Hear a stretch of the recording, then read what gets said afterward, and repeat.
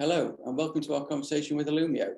I'm Alex Raben, CMO of COOLSPIRiT, and I welcome along Trevor Deering with me today. During the next 10 minutes, we'll be discussing 3 steps which you can take to protect yourself from ransomware with the help of Illumio technology. So, Trevor, would you like to briefly introduce yourself? Yeah, thank you, Alex. My name is Trevor Deering. I'm the EMEA Director of Technology for Illumio. And as Alex said, in the next few minutes, we'll explain a bit more about what Illumio actually does. Brilliant. Right, we'll get started.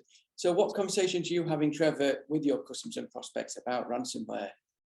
I think ransomware is probably the #1 topic of conversation everywhere we go. So now that we're coming a bit out the pandemic and we're going back to trade shows, everyone wants to talk about ransomware. I think one of the interesting things is that when people talk ransomware, they're probably also talking about lots and lots of other sort of malware type attacks and things like that. But a lot of the time, you know, the issues are the same, that they're worried about ransomware. They're worried that the solutions they've got won't work, because until you get attacked, you don't know. And those that have been attacked are sort of some have been successfully, broken. Some have suffered. So they're really sort of worried about what happens next and how they can protect themselves better against ransomware. That's it. And I think that the key is there. It's experience. You gain experience from being attacked. Yes, unfortunately, yeah. You understand the many routes and things that can happen. No, it's interesting. So obviously ransomware now has been around for many years really, and vendors have brought out products and solutions to help around it. But really this consequences seem to be getting even more severe every day. What have we learned about how to address the problem? I think the reality is that there's no single, there is no golden bullet, no single product that fixes ransomware, and that you sort of need to take a much more strategic approach. And I think we've learned this thing with cybersecurity over the years, is that there are many, many different aspects to it.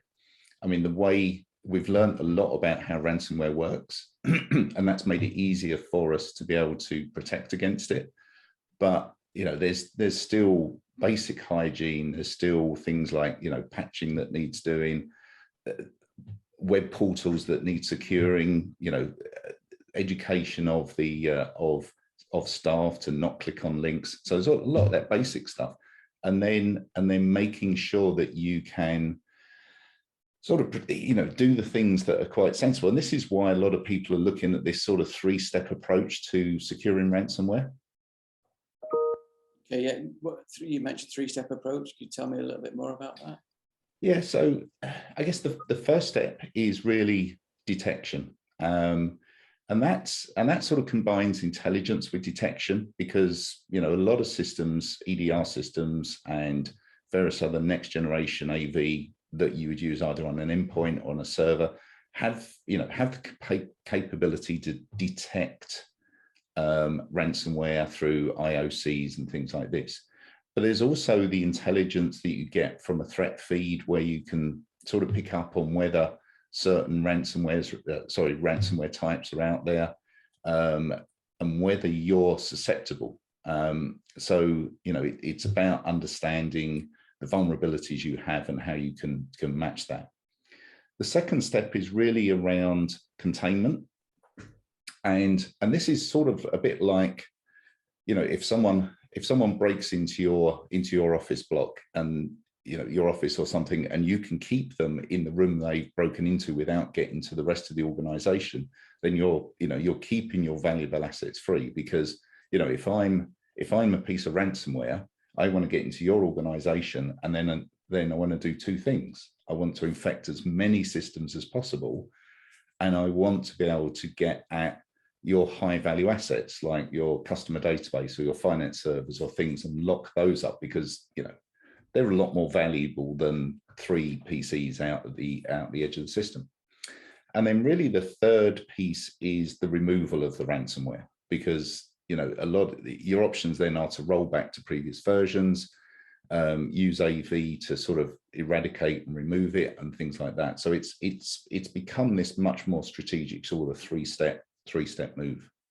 Yeah, definitely. I think you've nailed the head there with detection, containment, and removal. So just touching on point 2 there on containment, does that remove ransomware? How can we go in a little bit more detail? No, it literally, I guess, you know, what people talk about of reducing the blast radius or the effects. So, you know, we had a customer who was infected with ransomware. And so what we're able to do is to contain that ransomware, because we know how ransomware works and how it communicates and moves. We can block it and stop it doing it. And so this customer, you know, he had maybe 5 servers infected instead of 5,000. And so, you know, it was able to remove the effect of the ransomware from his organization without really serious consequences, of stopping an attack becoming a really sort of serious breach. And the containment part does that, because it, you know, again, it stops the ransomware moving, and it allows other tools to work more effectively. And it's essentially building a brick wall around the ransomware attack, if you like. Yeah. Contained. Yeah, I think that probably puts it very well.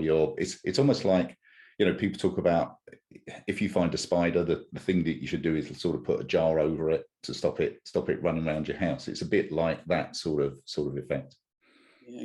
Can this help with, obviously, there's more and more stories of obviously more companies are getting hit by ransomware attacks constantly, but quite often the cyber criminals that are in a network a good 3, 6, however many months, however many weeks beforehand, just sitting there idle and then waiting ready to pounce and contact them and let them know. Spending a lot of time actually just working around the network, seeing what's there, as you mentioned, you know, in the conversation, finding where the finance system is, finding where, you know, the heart of the data is. Can containment help that at all? Yeah, because it stops that movement, because, as you said, you know, if I'm a piece of ransomware, I want to sneak around quietly. I don't want to sort of draw attention to myself. I want to find where those high value resources are. And that's, you know, if you look at a lot of the research that says, you know, it can take 130 days to identify an attack and remediate, then what we want to do is sort of reduce that time. And if we can, you know, one of the things we can do is detect where a piece of ransomware keeps trying to move places, and we can generate alerts to a SIM system that can then automate the reaction to that. So yeah, we can reduce that time, and, you know, fundamentally we can just prevent that ransomware being able to do its, you know, its reconnaissance around the organization. Wow. So really it's exposing the unknown, if you like, as well. Yeah, it's end users not going to be aware that they're in there, and this makes them aware. Well, that's the thing. Yeah, I mean, it'll make noise every time. If you're controlling how ransomware moves, every time it moves, it's going to generate an alert. So you're going to know that something is happening. So yeah, so that whole piece becomes quite important. Brilliant. That's been really insightful conversation. Thank you ever so much for that, Trevor. So no worries. Great to talk to you. Containment from Illumio is something our customers should be looking at. Absolutely. Yeah. Thank you. Thanks for your time. Okay. Thank you, Alex.